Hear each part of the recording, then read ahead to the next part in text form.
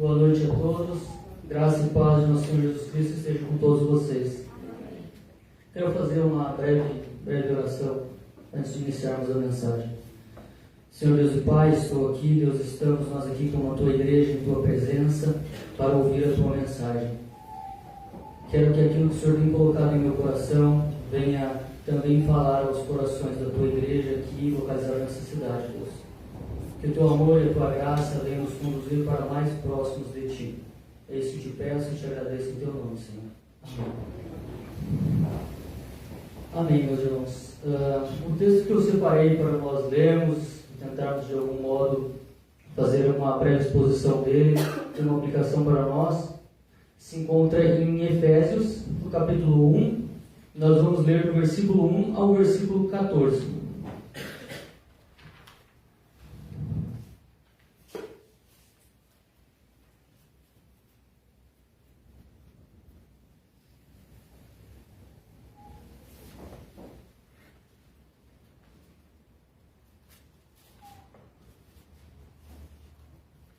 Amém. Os irmãos já encontraram o texto? Vamos fazer a leitura. Paulo, apóstolo de Cristo Jesus, por vontade de Deus, aos santos que vivem em Éfeso e fiéis em Cristo Jesus, graça a vós outros e paz da parte de Deus, nosso Pai e do nosso Senhor Jesus Cristo. Bendito o Deus e Pai de nosso Senhor Jesus Cristo, que nos tem abençoado com toda sorte de bênção espiritual nas regiões celestiais em Cristo, assim como nos escolheu nele antes da fundação do mundo, para sermos santos e irrepreensíveis perante ele em amor. Nos predestinou para ele para a adoção de filhos por meio de Jesus Cristo, segundo o beneplácito de sua vontade, para louvor da sua glória e de sua graça, que ele nos concedeu gratuitamente no amado, ao qual temos redenção pelo sangue, a remissão dos nossos pecados, segundo a riqueza da sua graça, que Deus derramou abundantemente sobre nós em toda a sabedoria e prudência, desvendando o mistério da sua vontade, segundo o beneplácito que propusera em Cristo, de fazer convergir nele, na dispensação da plenitude dos tempos, todas as coisas, tanto as do céu como as da terra. Nele, no qual fomos também feitos herança, predestinados segundo o propósito daquele que faz todas as coisas, segundo o conselho da sua vontade, a fim de sermos para louvor da sua glória, nós, os que de antemão esperamos em Cristo, em quem também vós, depois que ouvistes a palavra da verdade, o evangelho da salvação, tende nele também crido, fostes selados com o Espírito Santo da promessa, ao qual é o penhor da nossa herança, até o resgate da sua propriedade, em louvor da sua glória. Amém? Nós temos nesse texto, meus irmãos, o autor, que a gente consegue identificar já no versículo 1, e no capítulo 3, versículo 1 também, ali Paulo fala, eu, Paulo, como prisioneiro de Cristo.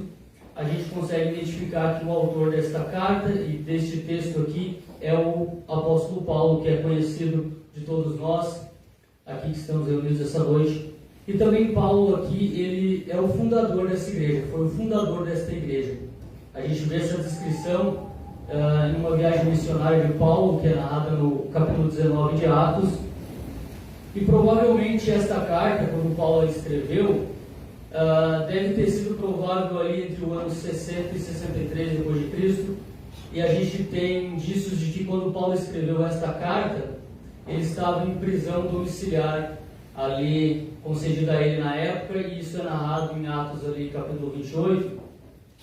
E o objetivo de Paulo, quando ele escreveu essa carta, meus irmãos, ele tinha como objetivo, primeiramente ali a igreja de Éfeso, ensinar para eles a maravilha e as implicações de como nós somos igreja em Cristo, as implicações práticas de sermos igreja em Cristo.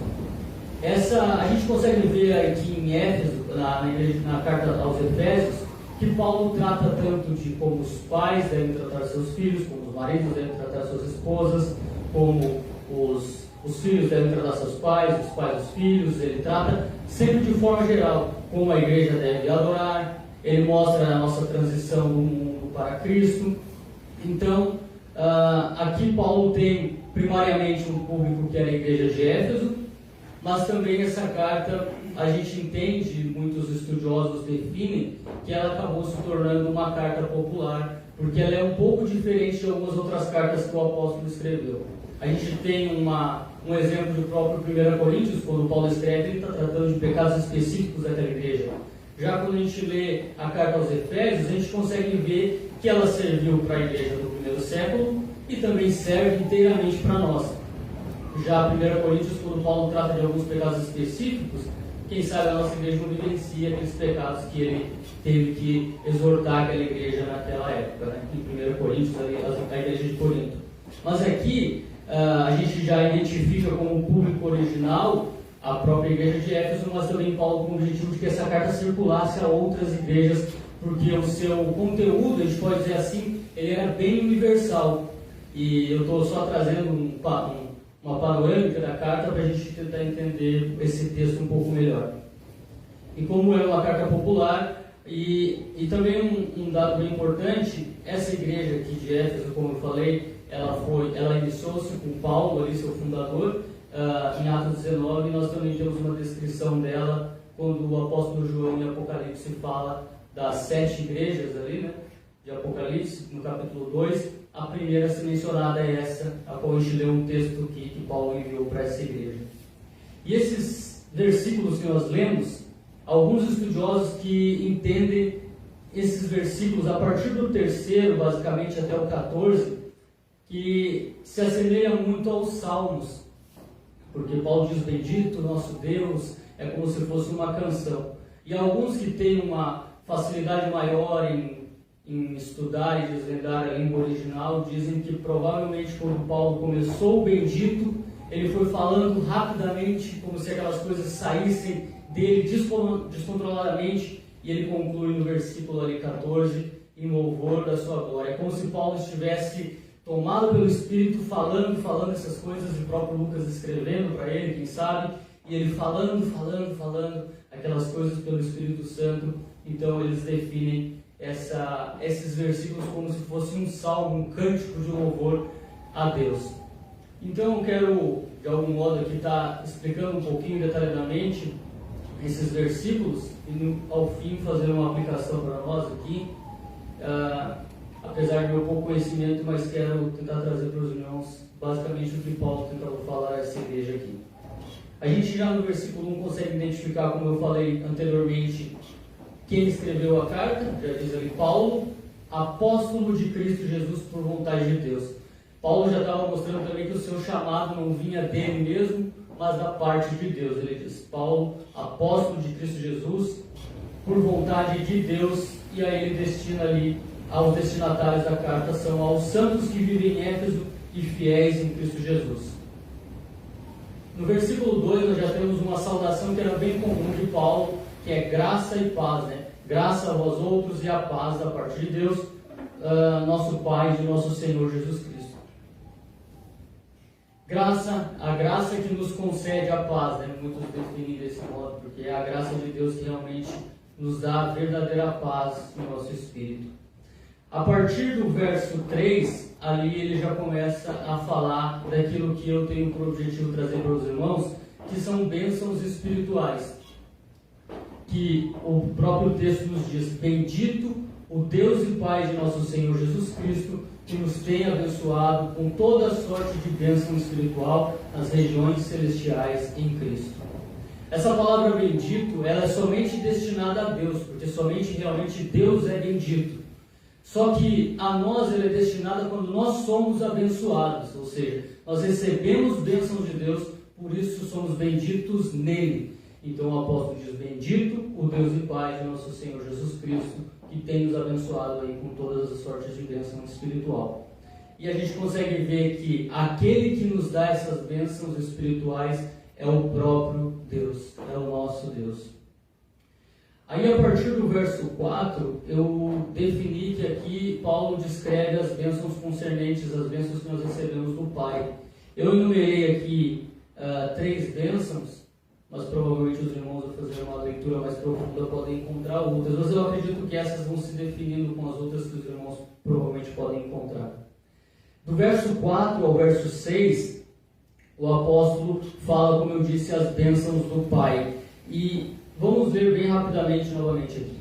Assim como nos escolheu nele antes da fundação do mundo, para sermos santos e irrepreensíveis perante ele, em amor nos predestinou para ele a adoção de filhos por meio de Cristo Jesus, segundo o beneplácito de sua vontade, para louvor da sua glória e de sua graça, que nos concedeu gratuitamente no amado. A primeira bênção espiritual que eu entendo que a gente recebeu de Deus, do nosso Pai, está ali nas palavras quando Paulo diz, nos escolheu nele. Essa é uma bênção tremenda, porque a gente vê que realmente foi Deus que nos escolheu. É como Jesus tinha falado aos seus apóstolos, e João narra em seu Evangelho, no capítulo 15, que ele diz assim, não fostes vós que me escolhestes, mas eu que escolhi a vós. E a gente para e pergunta, mas quando ocorreu essa escolha? O próprio autor nos diz, antes da fundação do mundo. Eu paro para imaginar como os anjos devem olhar para esse texto, sabe? Antes de tudo se formar, de tudo que nós temos aqui, pense nesse templo, pense nessa cidade, pense nas nossas vidas. Antes de tudo isso, quem sabe antes dos nossos pais existirem, quem sabe não, o texto é claro em falar. Antes de tudo isso ter se formado, Ele nos escolheu nele. Eu olho para isso e fico maravilhado, porque nós olhamos a nossa incapacidade diante de termos a vontade de ter escolhido Deus. Ele próprio escreveu aos seus discípulos, não fostes vós que me escolheste. Se a gente olha para os discípulos, a gente diz, eles abandonariam as redes como os pescadores, os discípulos pescadores abandonaram? Não. Eles ficariam fazendo as suas próprias coisas, mas Jesus diz, não pense que foram vocês que me escolheram quando eu vos chamei. Eu que escolhi a vós. Eu fui até vós e vos escolhi. E aqui o apóstolo nos descreve, a primeira, que eu considero a primeira bênção aqui descrita, bênção do Pai, é que Ele nos escolheu antes da fundação do mundo. O período foi antes de tudo existir. Ele nos escolheu. E nós vamos nos perguntar certamente, mas para que Ele nos escolheu? Com qual objetivo Ele nos escolheu? E o apóstolo informa, para sermos santos e irrepreensíveis perante Ele. Como o irmão mencionou, a palavra santo não tem nenhum indicativo de alguém perfeito, de uma pessoa perfeccionista, uma pessoa perfeita que não comete erros nem pecados, mas sim de separado. Nós fomos escolhidos nele, antes da fundação do mundo, e separados por ele. Diante de um mundo que a gente observa através da revelação do Espírito Santo, de um mundo que vive em pecado, de um mundo que vive realmente caído em seus delitos e pecados. E ele nos separou. A escolha dele foi com esse objetivo inicial, para sermos santos e irrepreensíveis.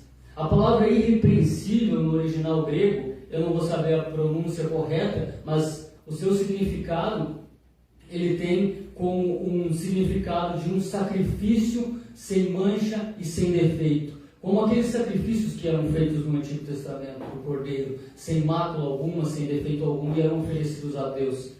E nós olhamos o Cordeiro perfeito, Jesus Cristo também, sem mácula e sem defeito. O objetivo inicial de Deus nos escolher nele, antes de tudo se formar, é para que fôssemos separados e irrepreensíveis, sem mancha, sem defeito, sem pecado algum. Às vezes nós olhamos para nós mesmos e vemos uma multidão de pecados em nós. Isso é correto, porque a lei nos descreve isso. Nos descreve que somos pecadores. Mas Ele, por causa da sua escolha, olha para nós como seres santos e irrepreensíveis. Seres sem manchas e sem defeitos. Porque Deus nos olha de modo espiritual. Nós olhamos para nós mesmos pelas nossas atitudes carnais. Mas Ele olha para nós como santos e irrepreensíveis perante Ele. E a segunda bênção que eu coloquei aqui, a gente encontra no versículo 5, que diz, nos predestinou para Ele. Nos predestinou para Ele. Essa predestinação, ela tem a intenção de Deus de que venhamos viver em comunhão com Ele. Ele nos escolheu antes da fundação do mundo para sermos santos e irrepreensíveis e nos predestinou para que venhamos a viver em comunhão com Ele. Como nós estamos aqui e como nós estamos em nossos lares, em nossos momentos particulares com Deus. Foi para isso que Ele nos escolheu, para sermos santos e irrepreensíveis diante de um mundo que está caído em pecado, mas também para vivermos constantemente em comunhão com Ele. E a terceira e última bênção que eu coloco aqui, descrita como a bênção do Pai, é a adoção de filhos, que é descrito no mesmo versículo 5, que é dito assim: que Ele nos predestinou para Ele, para a adoção de filhos, por meio de Jesus Cristo, segundo o beneplácito de sua vontade. A adoção, para nós, no contexto que nós vivemos aqui de nosso século presente, ela tem um significado também muito bonito. Adotar uma criança é algo muito bonito. Na época que o apóstolo escreve ali, provavelmente, como eu disse, no ano 60, 62, no primeiro século, eles tinham algumas implicações essa questão de adoção. Quando ele falou para aquela igreja, para a igreja de Éfeso, certamente soou aos ouvidos dele, segundo o contexto que eles viviam. E eu separei aqui o significado de uma adoção para aquele povo que ouviu inicialmente essa mensagem, essa carta que Paulo enviou. A palavra para adoção ali tinha um significado que era chamado de pátria potestas, que era ali para o grego, para o romano ali, né? E essa era considerado para nós aqui, traduzindo, era o poder do Pai. O Pai tinha, e eu enumerei aqui 3 características bem interessantes, que entendendo naquele contexto a gente consegue trazer fortemente para o espiritual. É dito assim, que o Pai tinha um poder absoluto sobre o Filho enquanto este estivesse vivo. Ele poderia tanto vender o Filho se ele quisesse, porque ele tinha um poder, ele também poderia escravizá-lo e poderia matá-lo. Esse era o poder que o Império Romano dava a esse pátria potestas, esse poder que os pais tinham sobre os filhos, por mais que fosse de uma adoção. E a adoção também, ali no contexto romano, tornava o filho adotivo como um filho legítimo. Ele tinha o direito a tudo o que era do pai. Quando o pai viesse a falecer, tudo que pertencia ao pai também pertenceria a esse filho, por mais que fosse adotado e por mais que esse pai tivesse outros filhos legítimos dele. Essa adoção concedia esse direito ao filho adotado. E também a adoção apagava o passado daquela criança ou daquela pessoa que foi adotada por uma nova família e já se iniciava uma nova relação, uma nova família. Ou seja, se aquela criança foi vendida pelo poder de um outro pai, esse que a adotou, o passado que ela teve, independente de qual foi, já não seria mais contado, mas sim iniciaria uma nova relação com esse novo pai que ela recebeu. Para nós, trazendo espiritualmente, a gente consegue entender, acredito que os irmãos conseguem entender, tanto para nós, no nosso contexto que é bem diferente, hoje o pai não tem esse poder tão grande como tinha naquela época, e um dado bem interessante, estive há um mês atrás, provavelmente, mais ou menos, lendo um livro que falava sobre esse contexto. Nessa época havia muitas mortes relacionadas a filhos que matavam seus pais para poderem se ver livres, né? Porque o pai também definia com quem seu filho ia casar, que carreira ele ia seguir, porque o pai tinha esse poder absoluto sobre o filho. E nessa época ocorria muito isso para o filho se ver livre e poder viver a sua vida segundo a sua vontade. E eu olho, sabe, meus irmãos, nesse contexto, nesse livro mesmo, quando Paulo diz no capítulo 2 o seguinte: nós éramos filhos da desobediência, nós éramos filhos da ira, nós andávamos segundo o curso desse mundo, e Ele nos salvou por sua graça. A gente consegue entender o significado dessa adoção, porque outrora nós não éramos filhos legítimos de Deus, por assim dizer, porque nós andávamos segundo o curso desse mundo.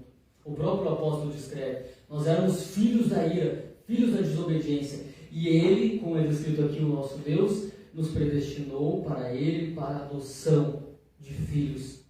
Tem um texto muito interessante que eu estive meditando e lendo a carta de 1 João, os irmãos não precisam abrir, só acompanhar a leitura, mas eu estive meditando nesse texto, e quando eu estava especificamente lembrando dessa adoção de filhos, eu comecei a ver realmente o amor de Deus quando Ele nos adotou nele e nos chamou de seus filhos amados.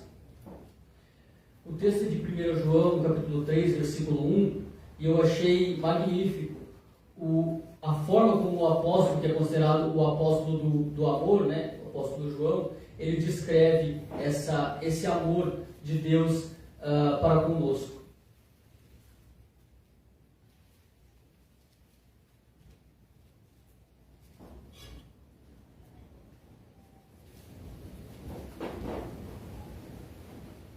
No capítulo 3, versículo 1 de 1 João, João descreve de modo maravilhoso como o nosso Senhor Jesus Cristo nos adotou e nos amou.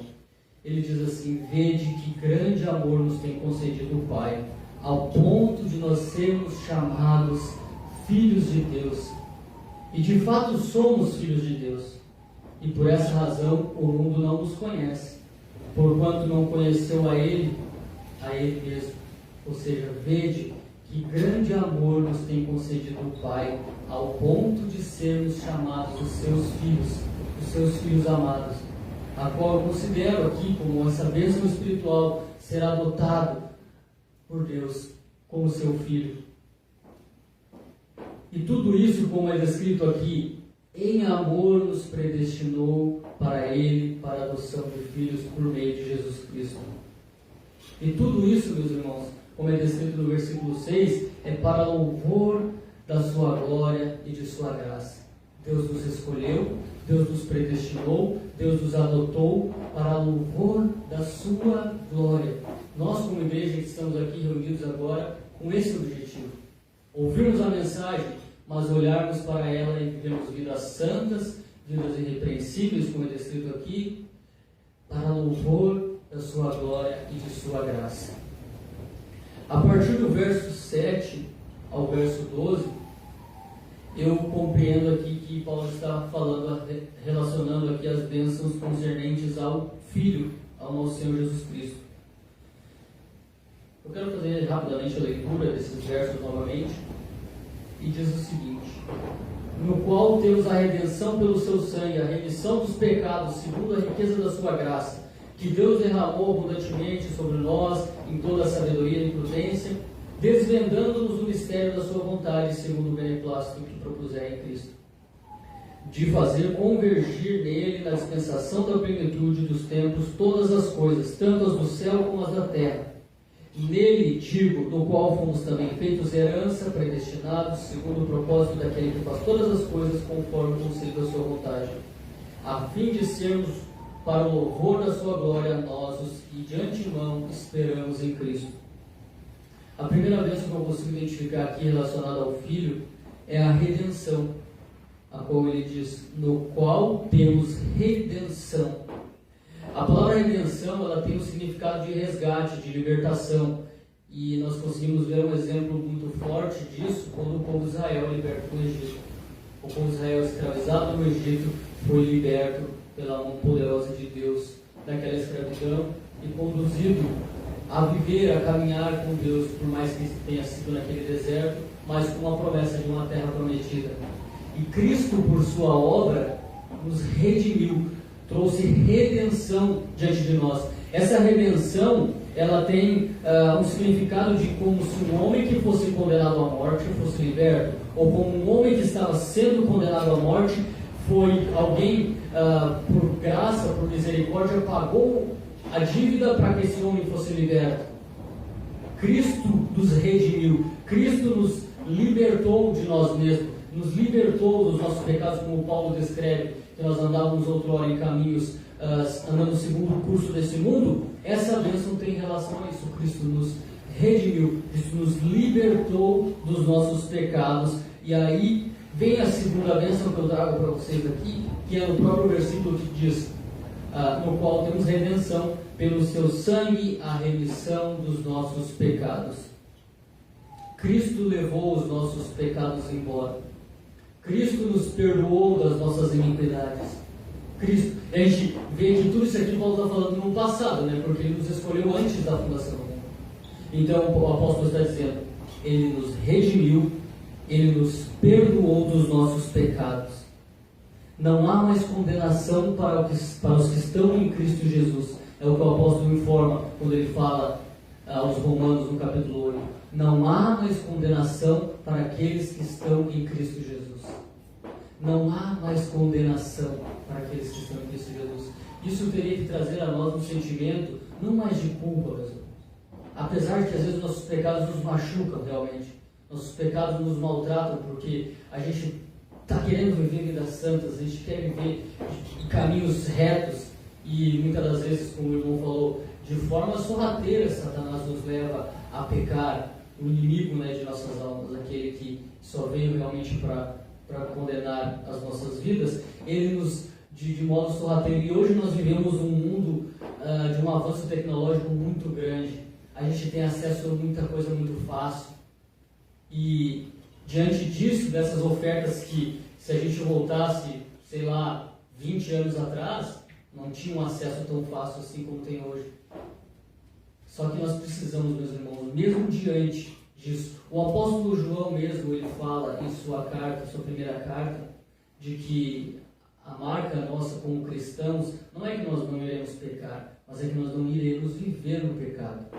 Nós não iremos sentir prazer no pecado. Nós vamos pecar porque a nossa natureza é fraca, nós somos tendenciosos ao pecado. Mas nós não iremos permanecer nessa situação porque Cristo nos resgatou dessa situação. A gente olha, Cristo nos livrou da condenação que havia sobre o pecado. E nós não somos libertos do contato com o pecado. Nós somos libertos da condenação que vinha por causa do pecado. Então, quando nós olhamos para esse texto, para essas bênçãos, que Ele nos resgatou e nos perdoou, nós precisamos olhar que o apóstolo, ele enfoca tanto o modo que ele está falando como o passado. Ele está dizendo para aquela igreja, para a igreja de Éfeso, e como hoje eu estou dizendo para nós aqui, a igreja aqui de Osório, que Ele nos redimiu. Nele no qual nós temos a redenção pelo seu sangue, a remissão dos nossos pecados. E a terceira bênção que eu consigo ver nesse texto aqui, vai do verso 8 ao verso 10, a qual, de modo geral, aqui ele fala que foi revelado a nós a vontade de Deus. Que vontade é essa? Que mistério é esse que o apóstolo fala aqui? Desvendando-nos o mistério da sua vontade. No verso 9. Ele diz, desvendando-nos o mistério da sua vontade, segundo o beneplácito que propuser em Cristo. É porque nós, como ele diz também, em toda a sabedoria e prudência, Ele deu a nós, espiritualmente, a mente e os olhos de olhar para aquilo que é pecado e ter consciência de que aquilo é pecado. Por quê? Porque nós entendemos que Ele nos resgatou, nós entendemos que Ele nos perdoou e nós entendemos que aquele pecado no qual Ele nos perdoou, nos resgatou, é o que fazia divisão entre nós e Ele. É o que Jesus diz quando Ele completa a sua obra, está consumado. Ele diz, o véu foi rasgado, vocês têm livre acesso a Deus, vocês têm livre acesso ao Pai através dessa obra. Foi esse mistério que foi desvendado.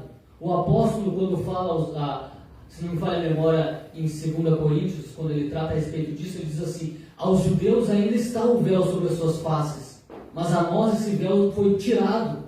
Nós conseguimos ver que a lei não é um meio de nós sermos salvos, mas a lei é o espelho que mostra os nossos pecados, e daí, olhando para os nossos pecados, nós vemos a obra redentora de Jesus e a remissão dos nossos pecados que foi feito por meio do seu sangue. Nós olhamos o valor do sangue de um inocente. A gente pode entender num contexto do que aconteceu na cidade de Santa Catarina, daquelas crianças que foram atacadas por aquele rapaz. Nós já ficamos comovidos porque eram crianças inocentes. Eram pessoas inocentes que foram atacadas. Mas nós olhamos para Deus na figura humana que sofreu por seres que não mereciam absolutamente nada do que Ele fez. Porque Ele olhou para nós e sabia que nós se vivêssemos 1000 anos nessa terra, nós não conseguiríamos pagar os nossos pecados por nossas boas ações. Nós não conseguiríamos de modo nenhum, irmãos. Por mais que fôssemos homens totalmente retos diante de uma sociedade, por mais que fôssemos homens que fossem bons no falar, não falassem palavras torpes, não tivessem pensamentos impuros, algo que eu acho impossível a um ser humano não ter, nem que seja um instante de sua vida, mas foi diante de...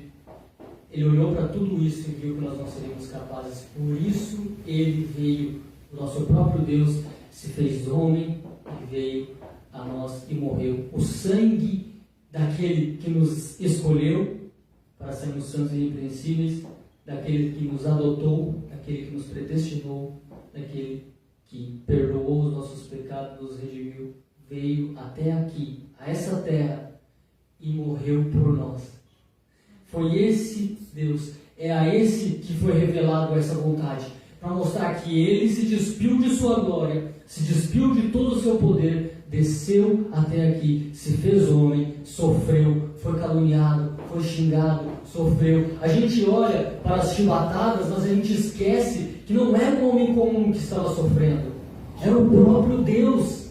Era o Deus que amou e escolheu aqueles homens, que ele curou, que ele transformou vidas, que ele alimentou e que depois o abandonaram no madeiro sozinho. A gente olha, era Deus, irmãos, na figura de Jesus naquele madeiro. Era Deus na figura de Jesus naquele madeiro. Era Deus na forma humana naquele madeiro. E nós olhamos o quão valoroso o que foi cantado, o preço que foi pago, nós dificilmente conseguiríamos compreender totalmente, porque foi o sangue de Jesus, o nosso Pai, o nosso Deus, que foi derramado naquele madeiro. E essa bênção de revelar a vontade é o que eu disse. Nós fomos, através do primeiro homem, Adão e Eva, separados de Deus por causa do pecado, por causa de uma escolha errada, e Ele, por meio de Cristo, nos reconciliou. É como ali, fomos adotados, recebemos uma nova família, nós vivemos uma nova vida a partir dessa escolha, a partir desse encontro com Ele. A palavra sabedoria, eu descrevi aqui algumas palavras que ele diz, né? Em toda a sabedoria e prudência, desvendando os mistérios da vontade de Deus, segundo o beneplácito que propuser em Cristo.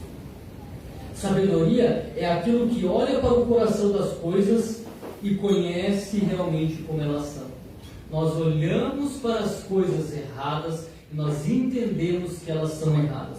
E a palavra prudência é a compreensão de como nós devemos agir diante dessas coisas erradas.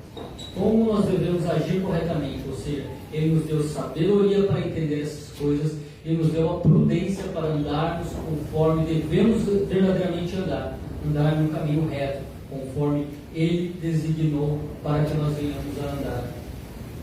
E a quarta e última bênção que eu separei aqui relacionada ao Filho é o que está no verso 11 e 12. Nele, digo, no qual fomos também feitos herança. A igreja é a herança. Nele fomos feitos herança, predestinados segundo o propósito daquele que faz todas as coisas conforme o conselho da sua vontade.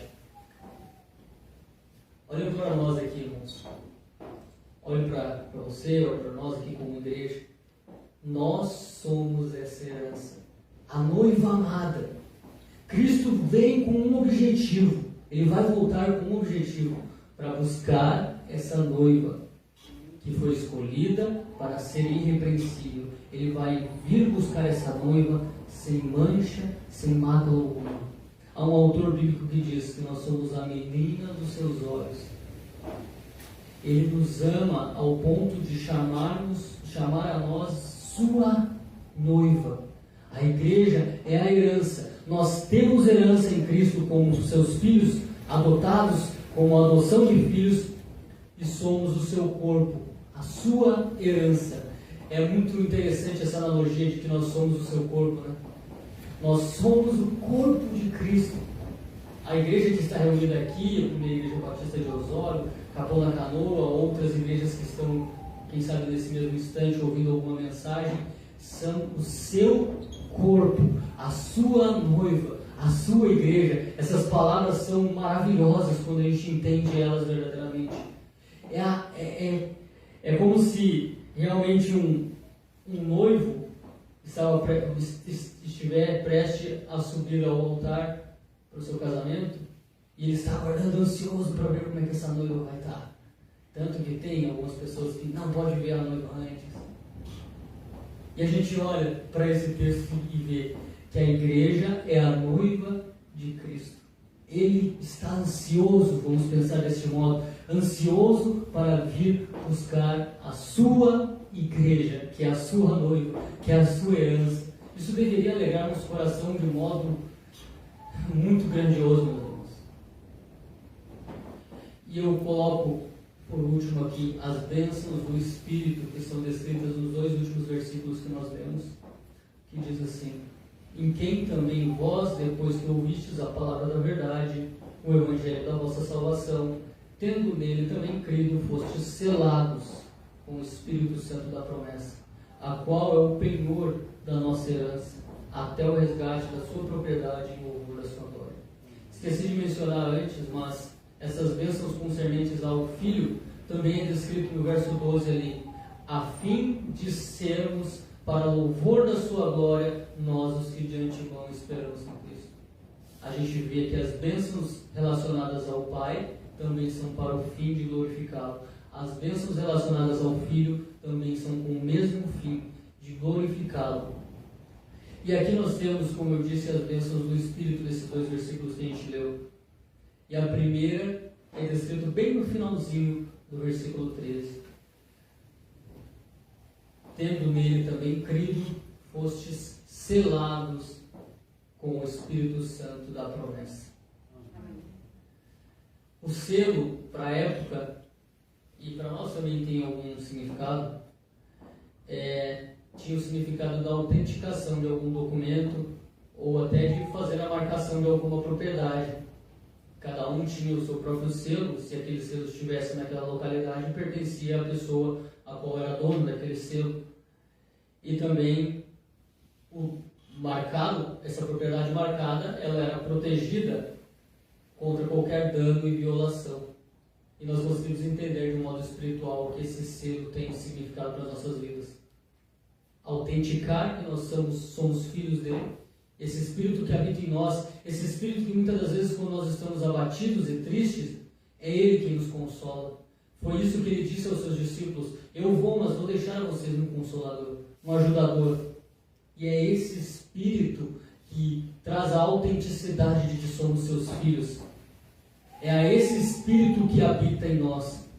Certa feita eu fiz uma breve analogia de que quando a gente for ver para Maria, a mãe de Jesus, quando nós olhamos, imagina a honra de ela estar carregando Deus, aquele que a criou, aquele que é dono do universo, estava em seu ventre, prestes a nascer. Imagina que alegria. E por que nós não sentimos tanta alegria se temos o Espírito do próprio Deus dentro de nós? Teríamos que ter o mesmo sentimento que aquela mulher teve. Saltar de alegria. Ele me escolheu, eu vou gerar Ele mesmo. Ele vai vir à terra, vai salvar os homens.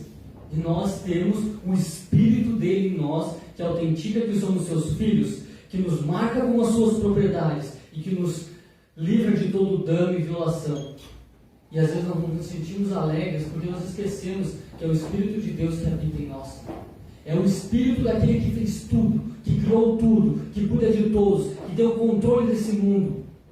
Mesmo que nós estejamos vivendo um momento triste de pandemia, de muitas mortes, mas ainda Deus está sob o controle de todas as coisas. E o Espírito daquele que está sob o controle de todas as coisas está dentro de nós, igreja. É Ele que distribui dons aqui na igreja, é Ele que faz com que a igreja viva em unidade, em harmonia. É esse Espírito que habita em nós e faz nós vivemos para Ele. É esse Espírito. Nós deveríamos nos sentir alegres, nosso coração deveria queimar de alegria, porque esse Espírito habita em nós. É esse Espírito que nos livra de nós não permanecermos caídos em pecados. É esse Espírito que autentica que somos seus filhos. Nós somos propriedades dele. Nós somos os seus filhos. O selo também, meus irmãos, vai nos manter seguros nele. E a última A segunda e última bênção que eu considero relacionada ao Espírito é a garantia. O apóstolo, quando escreveu aos Filipenses, se não me falha a memória, no capítulo 1, versículo 6, ele diz: aquele que começou a boa obra em vocês há de concluir até o dia de nosso Senhor Jesus Cristo. É esse Espírito, meus irmãos, que está dentro de nós e que é a garantia. É como é descrito em Apocalipse, quando fala a respeito da marca da besta. A marca nossa é esse Espírito que nos autentica, que nos demonstra que nós somos dele. Porque nós não andamos segundo o curso deste mundo, mas nós andamos segundo a vontade de Deus. Nós somos santos, irrepreensíveis, nós somos separados, nós somos feitos através do sangue de Cristo, sem mancha, sem mácula alguma. E é esse Espírito que nos selou e é esse Espírito que nos dá a garantia de que nós vamos encontrar Ele. É como se nós fôssemos comprar algo e nós dessemos uma entrada e nós vamos ir pagando o resto. O Espírito tem como esse significado, é essa entrada. A marca que está em vocês, logo vocês vão ver que foi o primeiro pagamento, do qual logo vocês irão me encontrar. É esse Espírito a garantia. Por isso nós precisamos estar seguros nele, porque nós temos esse Espírito que habita em nós. Quando eu li esse texto, eu li juntamente com a Bíblia e li um livro de um autor brasileiro, um pastor presbiteriano, o Hernandes Dias Lopes, creio que os irmãos conhecem. E quando ele descreve essas bênçãos espirituais, ele diz assim: a igreja é o povo mais rico do mundo. E nós temos que concordar. Por quê? Porque como quando Paulo fala aos Filipenses, a moradia de vocês não é aqui, não é terreno, é celestial. Vocês não são cidadãos dessa terra, vocês são cidadãos do céu. Por isso que quando nós olhamos para essas bênçãos espirituais, nós só precisamos dizer, realmente, o povo de Deus é o povo mais rico do mundo. A igreja é o povo mais rico do mundo. Porque eu pergunto, meus irmãos, a vocês: vocês conseguiriam comprar essa escolha ou planejar essa escolha em Deus? Não. Nós conseguiríamos ser santos pelas nossas próprias vontades, ser reconhecidos pelos nossos próprios atos? Não. Nós jamais, através dos nossos pecados, poderíamos alcançar a ser filhos legítimos de Deus. Nós, de modo algum, conseguimos pagar com as nossas ações o preço do sangue de Jesus que correu naquele madeiro. Nós, por nossas próprias vontades, não teríamos a capacidade de dizermos: agora estou pronto para ser selado por esse Espírito. Não, porque é Ele que nos concede todas as coisas. E olhando diante disso, valor algum, riqueza alguma acumulada nessa terra pode comprar essas coisas que é concedida a nós, a sua igreja.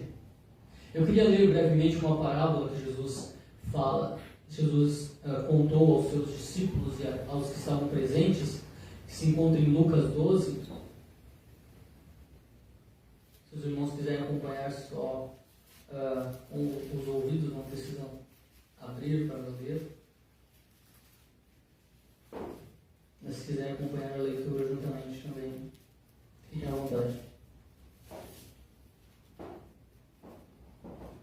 Lucas, no capítulo 12, creio que essa parábola é do conhecimento de todos nós.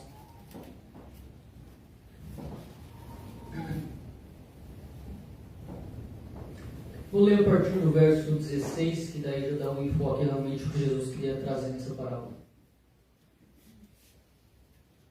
Versículo 16, Jesus descreve assim: eles proferiu ainda uma parábola, dizendo: o campo de um homem rico produziu com abundância. E esse homem se arrazoava consigo mesmo, dizendo: que farei, pois não tenho onde recolher os meus frutos? E disse: farei isto, destruirei todos os celeiros, irei reconstruir celeiros maiores, e vou recolher todo o produto que eu colhi nesses celeiros. Então direi à minha alma: tenho depósitos para muitos e muitos anos. Vou descansar, comer, beber e me alegrar. Mas Deus disse: louco, esta noite te pedirão a tua alma. E o que tens preparado, para quem será? E Jesus disse: assim é o que tesoura para si mesmo e não é rico para com Deus. E olhando para essas bênçãos que eu descrevi e tentei expressar a vocês o quão ricas são essas coisas, a gente olha para as nossas vidas e pensa, nós nos dedicamos às vezes tanto como esse homem que é dito louco esta noite, te pedirão a tua alma. E o que tens preparado? Para quem será? Porque os nossos olhos muitas das vezes não estão focados nessas bênçãos que o apóstolo descreveu, nessas bênçãos que são espirituais, nessas bênçãos que realmente têm valor. Que foi através dessas bênçãos, dessa herança que foi deixada a nós, que nós alcançamos livre acesso e queremos encontrar Ele.